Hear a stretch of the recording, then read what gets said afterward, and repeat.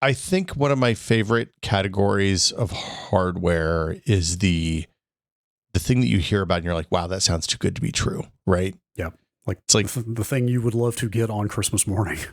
Yeah, but or like, hey, here's a CPU from Intel or AMD that you can overclock 50% over its stock clocks, yes. Or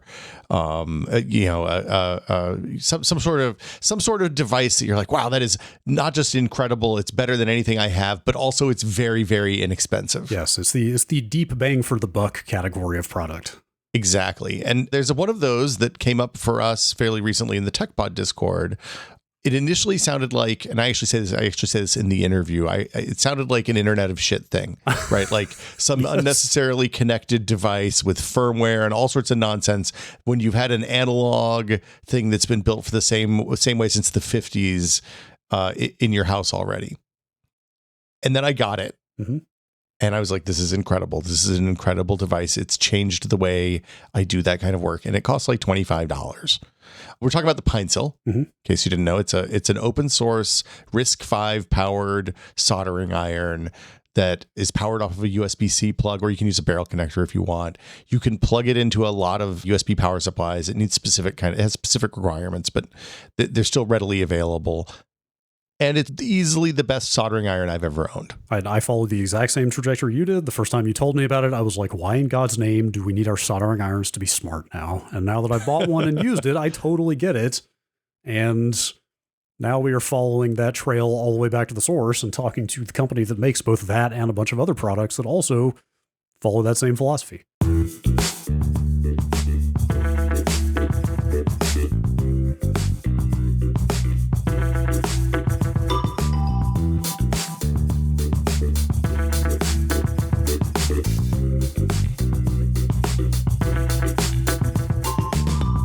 Welcome to the FOSSPod. I'm Will. I'm Brad.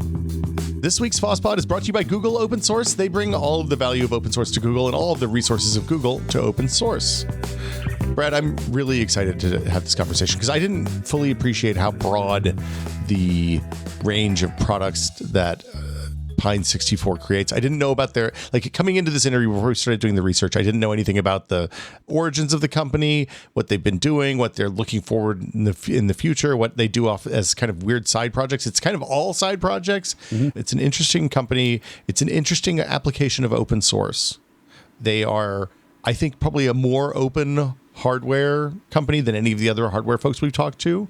And we're going to talk to Lukasz Erecinski, who's the senior advisor at the Pine64 project, about the whole thing right now. Before we get any further, can you kind of give us the rundown of the breadth of the offering and all the different places that Pine64 has their hands in?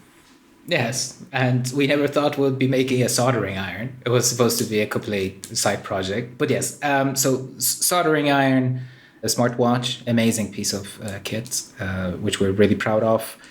2 smartphones, the PinePhone and PinePhone Pro. Currently a laptop, PineBook Pro. Tablets, which includes an e-paper reader, and which isn't available to the public per se, but if you're a developer, you can get a unit to develop on. 2 tablets, one of which is the first tablet with a RISC-V SoC in the world, at least to my knowledge, as well as a number of maker hardware, including quite specialized power supply units and accessories for the phone, such as the specialized back cases, which allow the phone's functionality to be expanded, as well as obviously a whole wide range of single board computers. Sure. Like I was gonna say, there's single board computers for everything from to the just standard single board computers that we all know and love, all the way up to things that like are IP cameras that are powered over Ethernet that you can jam into whatever case you want. And it's a fascinating range of projects. How did you get involved? How did you get started with the project? How did you get involved? I started in 2015, right after the Kickstarter. So I wasn't a part of the Kickstarter campaign. I was brought in after the Kickstarter to sort of find the way forward for the project and figure out what we're doing next. This was for the single board computer, the first single board computer? Correct. So although the Pine64 Model A was commercially a significant success, from a marketing and community perspective, it didn't go particularly well.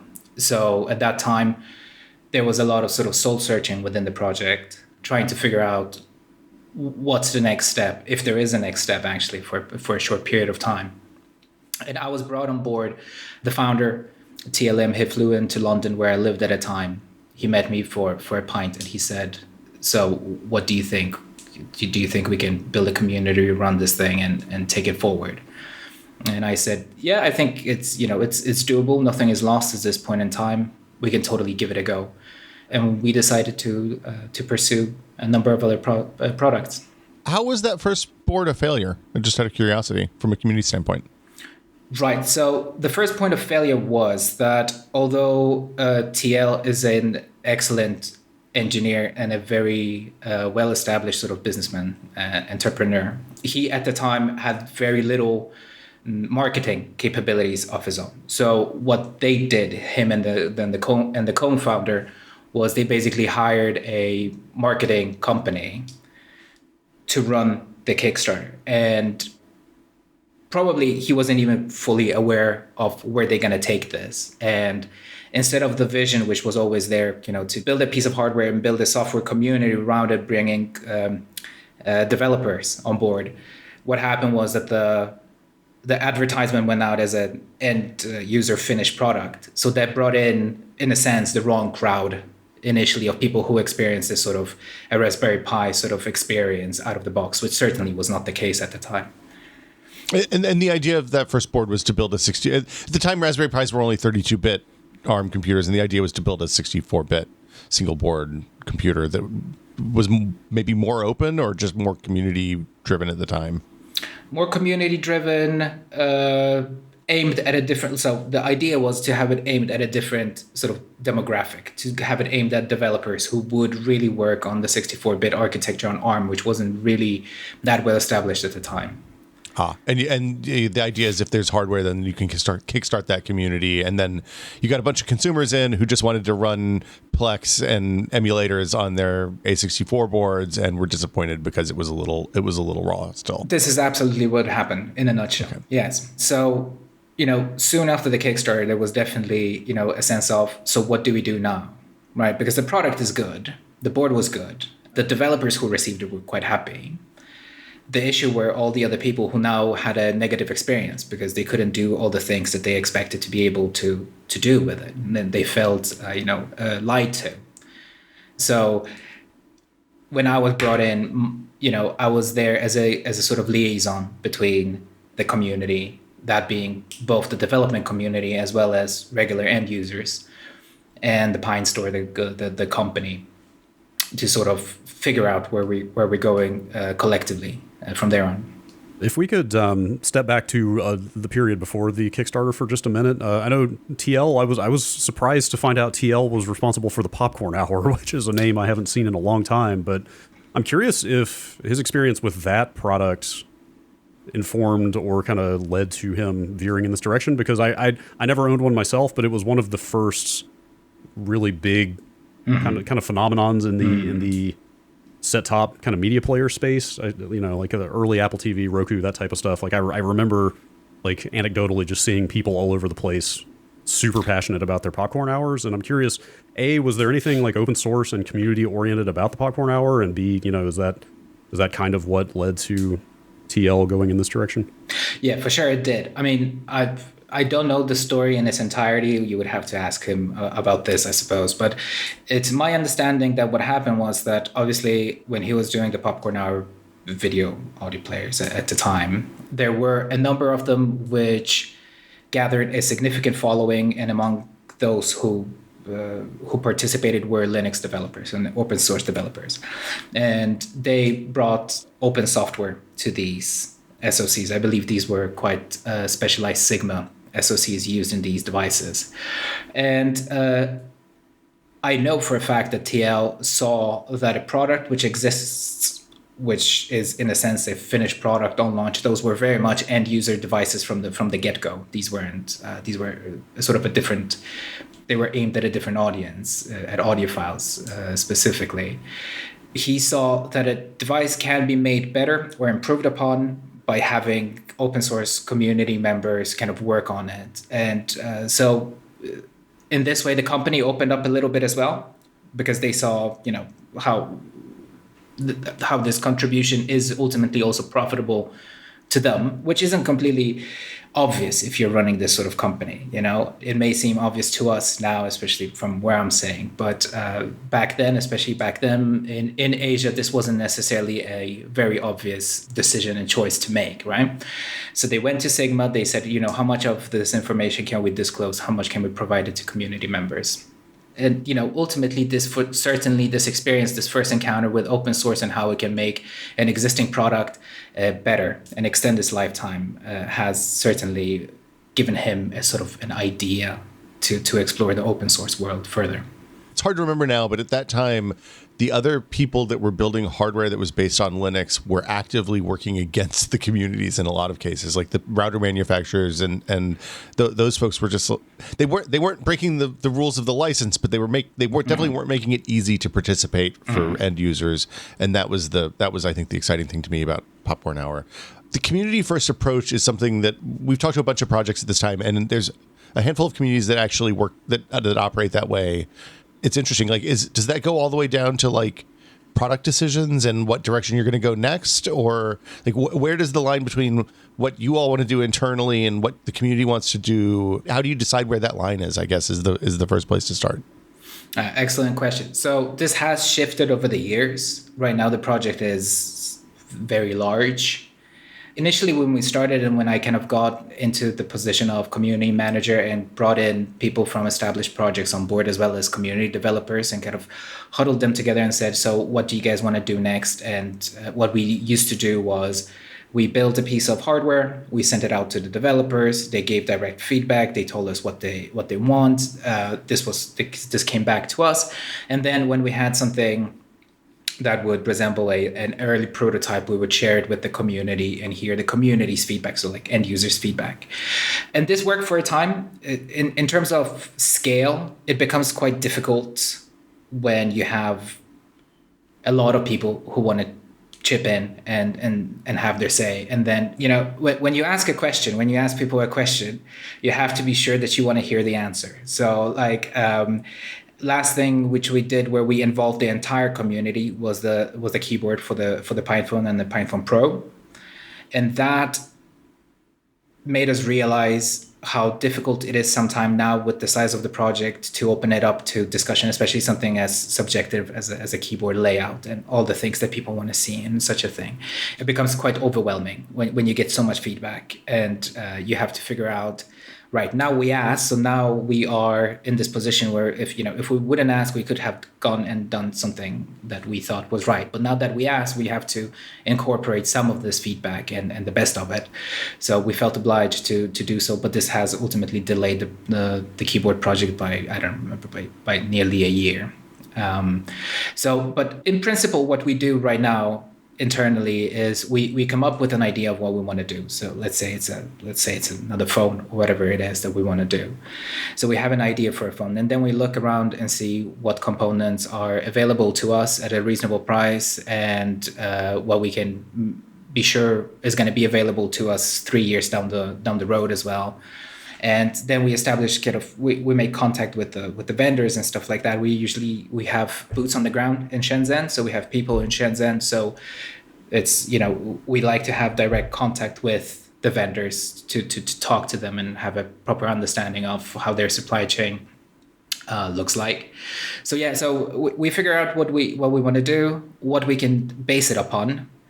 Only then do we bring in developers from within the closest circle to talk about it, right? We don't open everything up to the choice of even the closest community, because if you ask, especially the very techie people, what would you like to see in your next phone, you're gonna hear that they want really high-end stuff and all of these sort of things, but ultimately nobody's gonna buy it. So we make some of the business decision quite early about what makes sense for us to make, but then choice of cameras, choice of LCD panel, choice of modem even, and stuff like that, this is largely up to debate with the closest of the closest, and then we open it further and further and further, and then we kind of present it to the community broadly. It's interesting because on the software projects that are more community driven, it's a feature choice, right? It's like, do we add support for this file format or something like that? For you all, your choices are so tied to what hardware is available and what fits into the stuff like thermal budgets and like it's incredibly. To me, it's the thing that makes this project so neat is that there's any community involvement at all in the hardware decisions and that side of it. And you're not just saying, hey, here's the hardware platform we built this time, which is essentially what Raspberry Pi does, right? They're like, hey, here's what we built. Let's see what you all can do with it. And then we'll figure out what you've done and integrate that stuff into the next rev. Yeah, I want to read a quote real quick from your philosophy page. I mean, you've touched on this pretty directly already, but still just to see it stated kind of dogmatically is just really unique for this kind of project. We usually announce what we're working on well ahead of the shipping date, many months before a device is released, so that you have plenty of time to request product features, suggest changes, ask for and make changes to documentation, etc., before the first iteration of the device rolls off the factory line. So I'm curious, is this the type of thing that you think maybe is only possible in recent years now that we're in this age of kind of rapid prototyping and like kind of affordable, smaller batch hardware manufacturing? I mean, is this the type of thing that it seems like would have been impossible like a decade ago? Yes, certainly. I mean, for sure, this has a lot to do with it. The other thing, which, we touched upon TL, the founder of Pine64, a part of the reason why we are able to do this is because we have the abilities to turn around products very quickly in a prototype fashion in Shenzhen in China, ultimately, right? So we can have 3 or 4 or 5 prototypes or something built with very different components inside them. Now, these are outrageously expensive if you're building one of something. So, it's sometimes it's good to build, 3 or 4 different options of potential hardware, and especially if it's quite modular, then developers can basically just mail it between each other or FedEx it between each other and kind of take a look at the different versions and options which they have. Yeah? So yes, it has become possible probably in the past 5 years, but I don't think it is possible to, especially when you have something as complex as a phone. I don't think rapid prototyping helps much here. You have to have access to the actual vendors and people who know that there is a reason why you want to build 1 or 5 of something, right? Because they know that you're going to come back and have 100, 1,000, 10,000, or however many 100,000 units later. Yeah. The relationships with the people that run the factories, it turns out, I guess, in order to get them to make one of them for you, they have to know you're going to come back and make it worth their time later. Yes, because even if a prototype costs, say, a 10-fold or 20-fold of the finished product, ultimately you're taking up a lot of time also of their staff and engineers. So it's if you are not somebody who has a track record, especially these days after the pandemic, when a lot of companies, a lot of factories in China have gone out of business during the pandemic, right? They have established clients. Many of them are not super keen on taking on experimental hardware. Well, yeah, new risk. It's a risk-averse business to start with, right? How many people work for Pine64? Like, how many people are involved with are part of the full-time business now? There's a lot. In the United States, you have 3 people, including TL. Here in Europe, you have 2 people, me being included. But then Malaysia is where there's R&D, and there's quite a few people working there. Hong Kong is where the main office is currently. There's quite a few people working there. That's where you have support, dispatch, and stuff like that. And then there's contractors in Shenzhen who, including like scouts and people who we have a long-running relationship for, like contact with vendors and other distributors and stuff. And those folks find distributors and factories and like logistics stuff for shipping finished project and stuff like that? Correct. Yes, that's exactly it. So they are contracted, but many of them have been with us for many years. Is there somebody in that decision chain who is like the go or no go? The somebody has to make the decision finally. We're not getting a consensus from the community or the internal teams.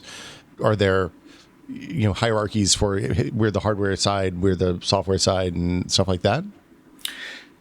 Yes, there is a person who gets to say, yes, we're doing it, or no, we're not doing it, and that is definitely TL. Then there's people like myself and the current community, Marek Kraus, who get to have a significant say in whether something is going forward and, pitch in ideas and review stuff as it's coming in and see if it makes any sense to continue with a particular project. But this is quite fluid. There have been a few instances, even within the recent year, where 2 or 3 trusted community developers basically overruled what we wanted to do internally with relationship to the hardware, something which required us to pay a significant amount of extra money for a feature, but ultimately that feature found itself into the product. And so yes, there is a cutoff point, which is TL saying we cannot do this, it's impossible to do this. But there's always a debate. Sometimes these debates get quite heated, and sometimes they leak into the public as well. And these are the sort of things that happen. Yeah. Boot ROMs on phones and things like that. Yes. That's how you know you've arrived as an open project, when drama is spilling out into blog posts as people take sides. Yeah. Yes. For the record, Martin Bram and I met at FOSDEM this year, and we had a beer and everything's fine. So to anyone listening, we're all good. I was going to say, so for people who aren't super dialed into the scene on this particular, this was really low-key scene drama for Linux projects in our experience. Very polite, extremely polite. And the concern was about bootloaders and how it would apply to alternate operating systems on the Pine phone. I realize now, as we're talking about the Pine phone, we haven't actually talked about the kind of scope and scale of the product offering that Pine64 is doing yet. Yeah, the range, the breadth of the product offering is kind of astonishing to me. I mean, like you said, the initial Kickstarter was for a small board computer. Mm-hmm. You've got products like, for example, your desktop powered USB power supply. Mm-hmm. I love the kind of, there's a bit of an industrial look to it. It's got a screen that literally tells you the voltage and amperage of all the USB ports on there. It looks like something that would have been on, like, my grandfather was a machinist, and it was like the kind of equipment he might use, But also now you've shifted toward, you've got a smartwatch, you've got earbuds on the way. More sort of like packaged consumer-oriented stuff that, I mean, obviously still open firmware, still hackable and stuff you can tinker with, but more everyday sort of carry around items. Was that shift toward things like earbuds and smartwatches, was that entirely organically driven by the community, or was that ever in the initial roadmap that, like, we're going to start with more open and then go to more consumer? No, I'll be completely honest with you here. No, these weren't community suggested projects. These are things we know the community will be keen on, because it allows a lot of hacking, a lot of fun things to be. I mean, the Pine Sol has become huge, for instance. The Pine Time has also become huge, and on a different scale, but also huge. The earbuds, I think, so the Pine Buds Pro, I think that they have a lot of potential, and we have seen a lot of interest in them. But ultimately, these are business decisions, because the project needs to make enough money to make things that do not make money. So say the smartphones, they, for instance, do not generate a profit, right? They are there simply because we wanted to do a smartphone, right? Similarly with the laptops, with the ARM laptops, quite similarly with the tablets. So with the PineTab V and the PineTab 2. So there needs to be things within our range that do generate the funds to do the things that, that are more fun, and definitely there's no need to hide the fact that the Pine Sol, the Pine Time, the Pine Buds, as well as some of the modules, are designed to generate that profit to do some of the fun things the other fun things we do. Yeah. Yeah, with hardware especially, and especially with, since you're doing RISC-V hardware now, there's a chicken or egg situation where you have to build the hardware so that the software can exist, so that the hardware can sell. And I assume that's the point with the laptops and the tablets and the smartphones, is to build up these ecosystems for people using Linux for phones and so that these actually do become viable platforms at some point in the future, and And I assume you don't always want them to be projects that are losing money. Eventually, I hope. I assume you want them to drive revenue for the company. But I mean, there's definitely some products that do not need to make revenue, such as the phones, right? Yeah. We just want to see Linux on smartphones, and we want to see a future where there is an alternative to the current operating systems, right? And one way of doing that is making sure that everybody can get their hands on one if they want one. From the moment we conceived of this idea, we figured we'll pretty much sell it at costs, just to make sure that everybody who really wants one can get one, right? So they're not losing money, but they're not generating revenue. But something has to generate revenue, and there's definitely some products that are designed to generate revenue within the lineup. It's remarkable to me that you talk about things like the Pine Time, the smartwatch, as being the sort of popular volume movers, the profit-generating products, because I was ready to come in here and say that your prices are just astonishingly low. I mean, the Pine Time currently on your site is selling for $26.99, and I looked at that and I was just like, there has to be a zero missing here. Like, how is this possible? I mean, even though you say that these are successful revenue drivers, I mean, I don't know how much you want to get into the business model, but I mean, these are, I assume, like relatively low profit margin. I mean, it seems remarkable what you're getting, looking at what else is out there, from more closed companies in the same space for this price. Sure. But even if, let's say, they each generate, so even if the Pine Sol and the Pine Time just generate a $1 or $1.50 in very large quantities, which these have had significant uptake, this is perfectly fine. And then compute modules, while Raspberry Pi compute module has been, the standard very much in the West, the Sopine compute module has been taken up in significant parts of Asia, for a long time now, used in everything from rail signage to slot machines and what have you. And those sort of things make phones and tablets with RISC-V, RISC-V processors possible, yeah? So what's the common thread for all this? Is it, hey, we can get electronics manufactured like we have? Is that the sauce of the company, or is it we're really good at SoCs, or what connects the Pine Sol and the phone, or is it just, hey, this is a thing we want to exist in the world? What connects the Pine Sol and the phone and the tablet and the laptop and the SoC and the power station? Right. So there's definitely a maker side to this equation. Even things such as the phone can be dismantled. We actually, if you break it, we encourage you to fix it yourself. There's spare parts on the website and stuff like that.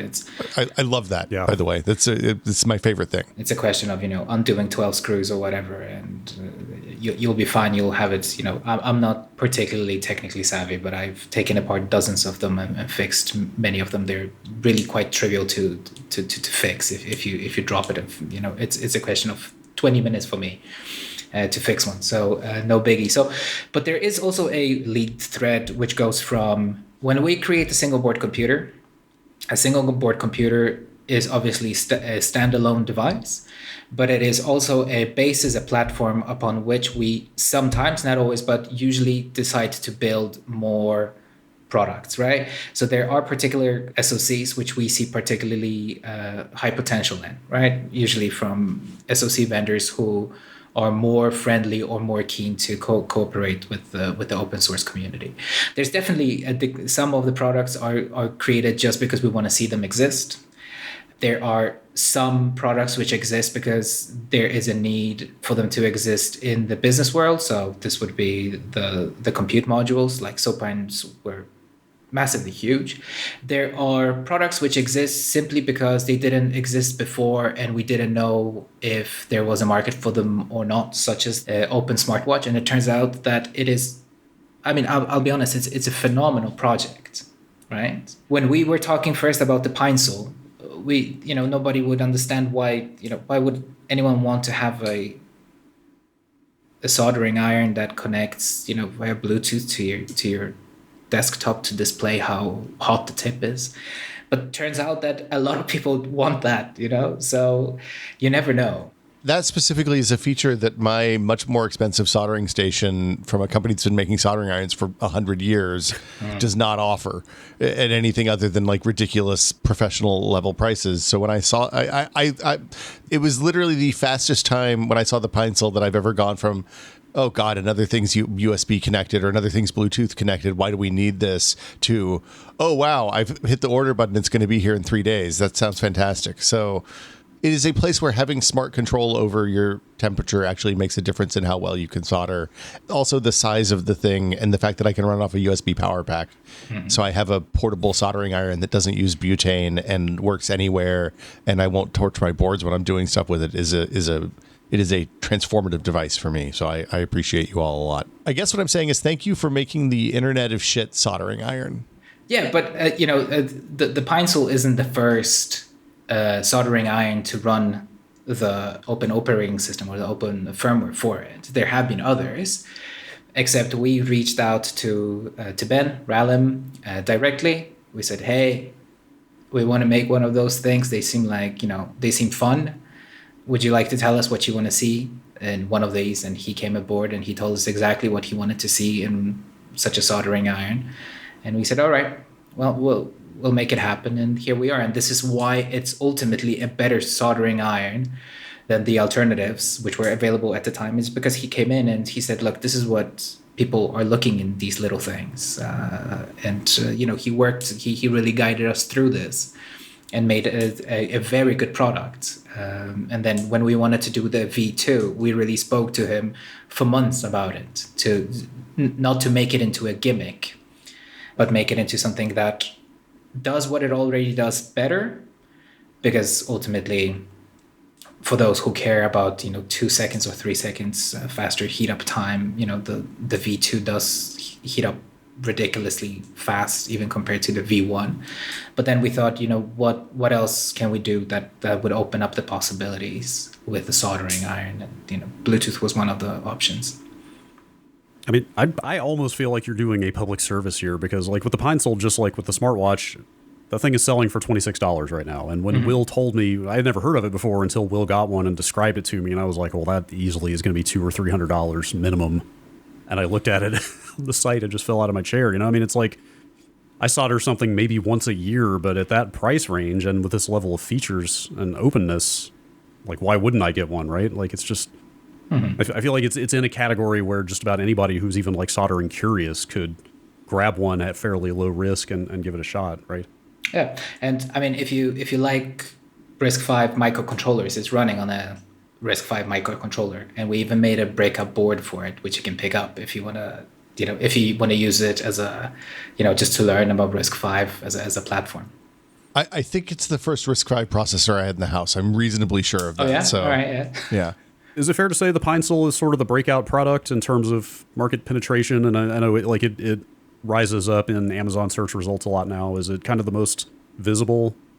Right. In that sense, yes. Yes. Because obviously there's relatively few people in the world who want a Linux smartphone, right? Or in general, there's a few people who want a Linux laptop, and especially one which runs ARM. There's very few such people still. I mean, statistics don't lie. So yes, in terms of sheer volume, yes, absolutely. This is probably the product that has seen the most adoption throughout all sorts of circles, makers, but I've seen them everywhere, literally. But the Pine Time, there's a lot of people in conventions who you're gonna see wearing a Pine Time, and following the pandemic, this was the first FOSDEM when I went and just saw how many Pine phones there are in the community. It's completely nuts.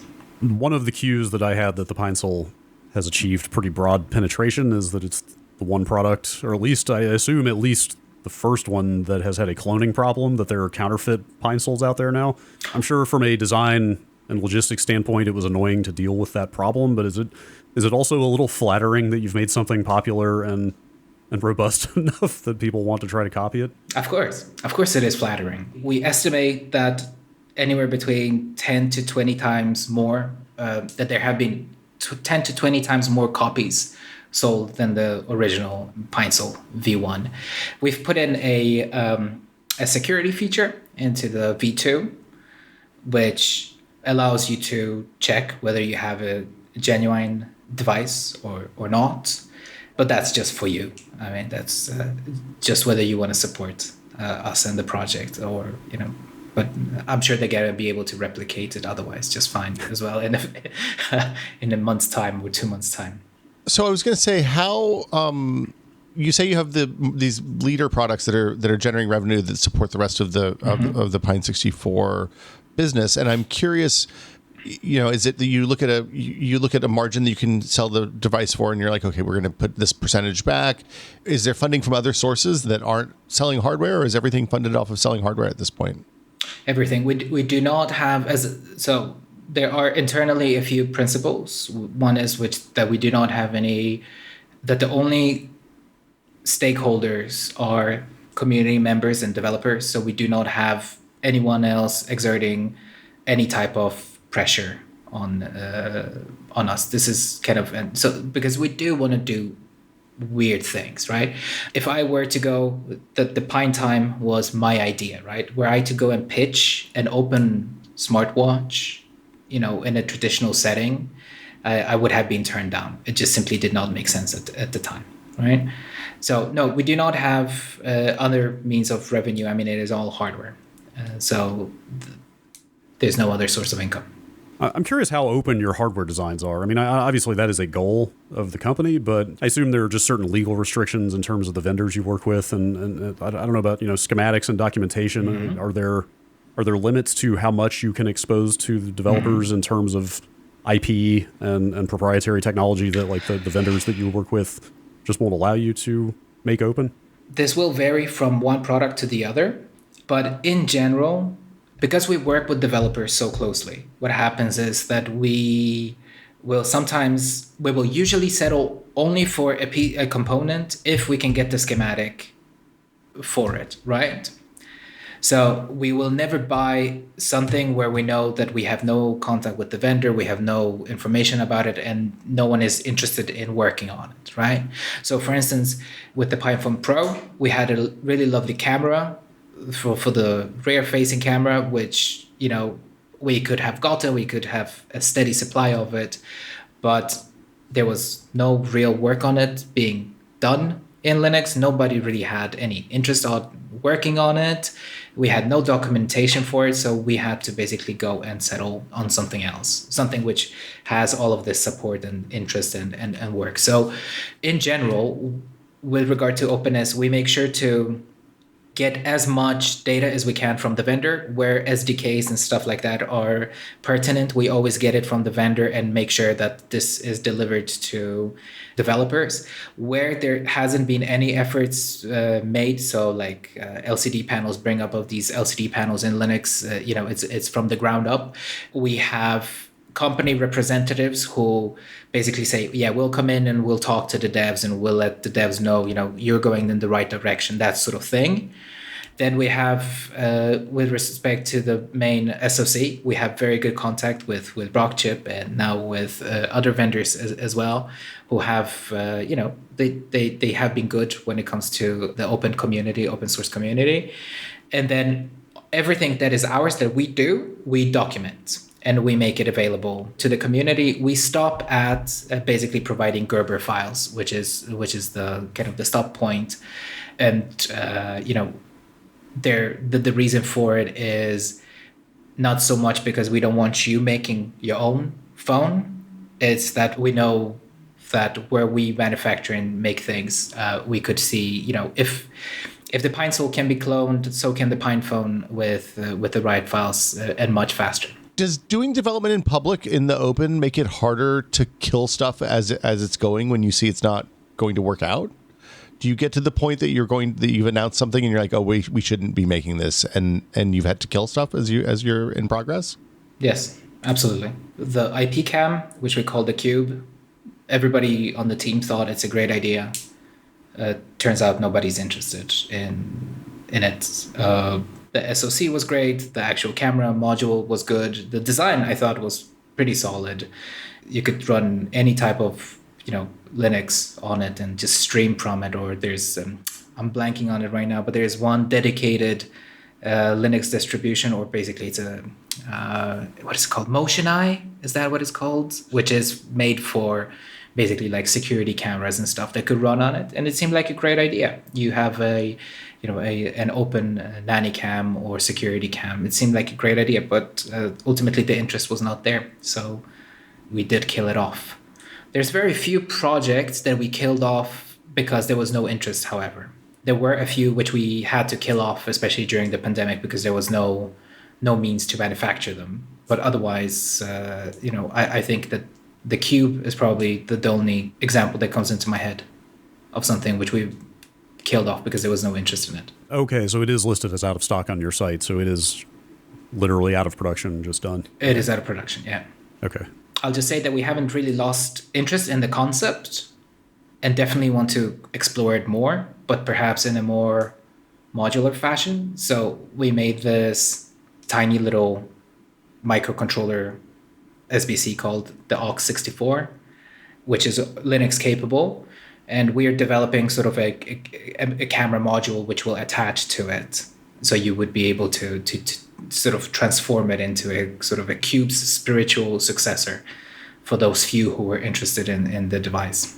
I wanted to dig into just a little bit what it's like using the Pine phone, because, you know, of all your products, obviously a phone is the most universal. You know, not everybody uses a laptop or a smartwatch, but everybody's got a phone. So I'm just I'm curious, especially for people who aren't Linux developers, who are less tinkering inclined, what the out-of-the-box experience is like with Linux on a phone. You've standardized around Manjaro at this point on your phones, although I assume the other open phone OSs are still an option to install.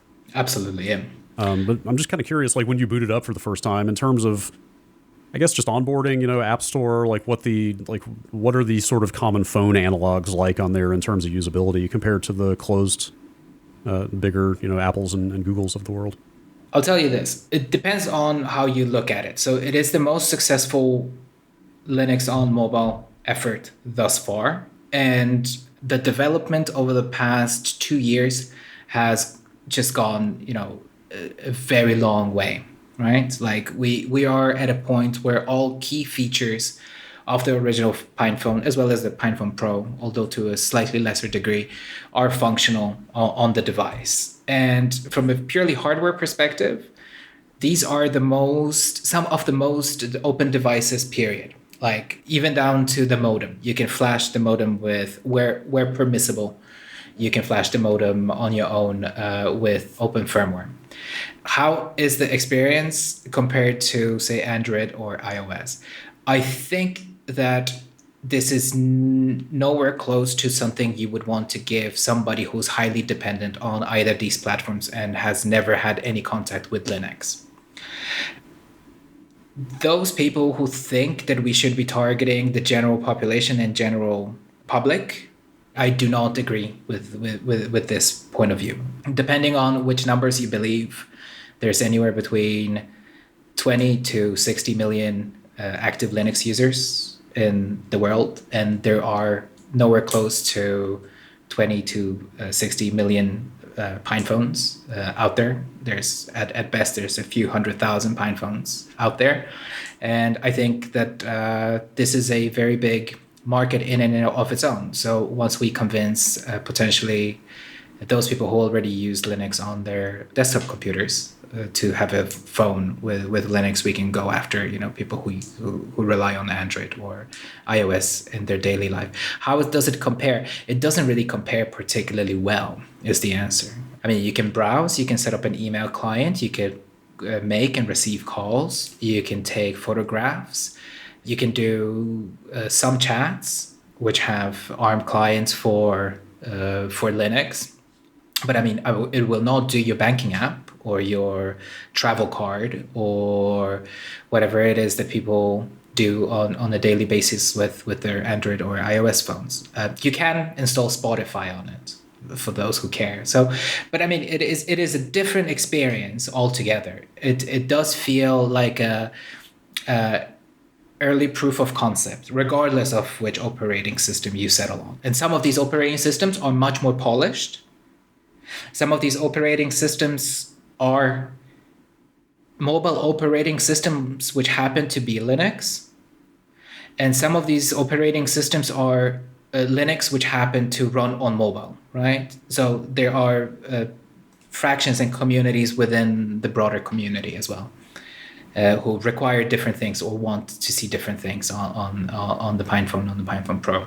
I've been tempted to pick one up, honestly, just to noodle with and see what, just to get the experience, see where it's at. Because the last time I looked at a Linux phone was probably 3 or 4 years ago, and they were early prototypes of things that people weren't maybe even showing publicly, and it was rough to unusable at that point. Mm-hmm. So there's a curve that we've seen with a lot of open source projects where development starts slow, and then there reaches a point where it's the typical capitalist hockey puck graph, right? Where all of a sudden the features are coming, the number of developers increases and the features go up and up. Do you feel like are you working toward that point, or do you see that point in the future for the Pine phone, or is that you think further off than we should be thinking about right now? That is a super difficult question. I think that our core community wants different things from the phone than, say, my wife or my mom, right? And that is a bit of a problem, because the convenience that an Android phone, which is synced up to Google Cloud and all that stuff, gives you, it is by design is not replicable in the PinePhone. Yeah. By the design, by the philosophy of it. So I don't know how to answer this one. I mean, what I'll say is this. I hope that this iteration of the PinePhone, or the next iteration, or the next after that, or somebody else, some other company or person who has now a PinePhone gets inspired by it and creates something that will make everyone in the Linux community, in the open source community, say, oh, I want one of these things. Like, I genuinely want one. And that it will meet their needs and requirements for it. So whether we make it or somebody else make it, to me personally, it doesn't really matter, as long as it gets made, right? And everybody wants to really work on it. And there's also something to be said for just, especially in a world where people are becoming more, Cory Doctorow has been yelling about privacy for 25 years at this point, but I think there's more momentum from normal users, even non-Linux users, about the ownership of their own data and living outside of those closed ecosystems. So, I mean, maybe there will be momentum there in the future, and people are willing to make a few sacrifices to get something that's off of the Google grid or the Apple off of Apple's ecosystem. So, fingers crossed, I guess. Do you all do user research? Like, do you do focused user research, or is it more informal? Like, how do you decide? How do you decide which direction to go with products? How do you decide which products to support? How do you know that a product you're building for a market you're personally familiar with is going to work in Southeast Asia or North America or Africa or wherever else you care to sell stuff? Well, we don't, because we do not really collect any information or data. I mean, we ran a poll about a year ago asking people, how do you find your phone? Like, what do you run on it? How do you use it? Is it your daily driver? Is it your spare phone? Or is it, are you disappointed with it? And is it in your drawer and you haven't picked it up for a year? I mean, we ask all sorts of questions, and this is a poll from at least a year ago. I can't remember when I put it out. And I think, I don't know, maybe like 4,000 or 5,000 people answered or something like that. Obviously, the number of existing users is much, much greater. So a lot of this we get via a sort of almost like an osmosis, by just being a part of the community and talking to people on a daily basis, just like regularly in the chat, and just saying, seeing what it is that people talk about, what it is that they're excited about, what is it that they want to see, what is it that they're disappointed with. I mean, ultimately, we don't need to run these things because we're very much a part of the community. Like, I check the chat every single day, and everybody who wants to chat with me, they can chat with me. But we don't have any like focus groups and stuff like that. I'm sure you can only say so much about prospective product ideas, things that may or may not happen, but are there any sort of pie in the sky goals or ideas that the team has had for product categories or spaces you'd like to get into that you either haven't yet or like would be very difficult to do? Mm-hmm. Yeah, there are a few. So we definitely are looking at the next Pine Time, and we're working extremely closely with the developing community around that project Infinity Time that runs on the Pine Time, and they definitely have some awesome ideas. And this is, just to be clear to anyone listening, this is quite far out for us. It's still, months away from prototyping, but we're ping-ponging ideas. And in general, we are super interested in RISC-V as an architecture and where that can take us in the next years. And I've spoken about this pretty openly, that we definitely, many of the devices that you see us do, which we have already made and which we have spoken about being interested in making, which are ARM-based, we definitely will be making some of them with RISC-V processors in the future as well. So this is basically no secret. So it's just a question of which makes sense. A RISC-V watch is a really fun thing, I think, and something that I would be very keen on seeing happen in the next 18 months or so. But, a RISC-V laptop sounds equally fun. I mean, but there are many different options here. RISC-V is kind of the last big topic I wanted to ask you about. I'm curious if you can speak from a kind of business and contractual standpoint about what it's like working with it. I mean, for people who don't know, RISC-V is it's an open source architecture, kind of comparable to ARM in the mobile space in terms of capabilities, but open source and royalty-free, license-free. Is that accurate? Is that an accurate way to put it? Yes. So this is accurate for the cores. Okay. So RISC-V has a lot of benefits to it, and it's super exciting for developers because they, the instruction set, the ISA for RISC-V is basically available on GitHub, and they can contribute to it. And you have a chance to help evolve the platform on a very, very raw metal level. So that's super interesting. From a manufacturer's perspective, RISC-V has the benefit, has multiple benefits.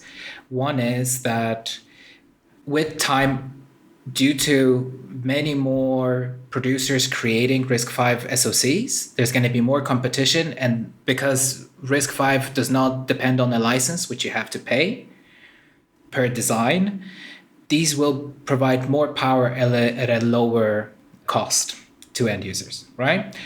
Now, there's a lot of people, and I'm guilty of this as well, of saying that, RISC-V is so early and it's going to be, it's coming up slowly and stuff. But if you compare how fast RISC-V is coming up, or Linux is coming up on RISC-V compared to early days of ARM, I mean, this is day and night. I mean, we can already run Linux in a very hacky and poor and unpleasant way on RISC-V today, with basically people have been so excited about it that even before there were broadly available single board computers and development platforms with RISC-V, we already had Linux on. I think that what we saw with Raspberry Pi and ARM in Linux happen in, 2012? 2012, yeah. Yeah. We're going to see RISC-V really explode in the next 5 years. And I think Linux is going to be an extremely well-supported operating system on the platform. And I don't necessarily want to get into the politics of things, but if you account for what Chinese companies can and cannot manufacture at this point in time, I think we're going to see a lot of very powerful RISC-V chips coming out of China at very reasonable prices within 24 months, giving ARM architecture a real run for its money. I'm a pretty active Debian user, and from what I've looked at, like the number of Debian packages being built for RISC-V is like over 90%, I believe, at this point. I mean, the penetration, the adoption has been kind of alarming to see how rapidly it's played out. Do you have a sense from like you've said, obviously ARM is much more mature, it's been around longer, the SoCs are more robust and capable, but do you have a sense of how fast RISC-V SoCs, at least the ones you're using, are approaching those capabilities in terms of like raw compute and GPU and stuff like that? Is it getting competitive yet? No, but it will get there very, very fast. And I mean fast as in by the end of this year. But now I also do not necessarily want to get too technical, because I would be speaking out of turn, because I am not the right person to speak about it. But there is a misconception within the community about RISC-V as well. I mean, RISC-V shares many of the hurdles that we had with ARM and still have with ARM. Just because the cores are open doesn't mean that everything around these cores is open, and it's not. Right, the SoC manufacturers can still chuck a GPU on the SoC that you have no access to internals on, right? Yeah, I think that's like on Raspberry Pis and so forth. Like Broadcom will put something in the SoC that is completely closed and undocumented, right, and proprietary. And then you have to rely on the goodwill of said GPU. I mean, you mentioned GPU, but it could be any other things that go into these SoCs, memory controllers, what have you. Then you have to rely on the goodwill of these companies that they want to cooperate with you. And to be fair, I'm not going to mention any names, but there are companies that have had a terrible track record.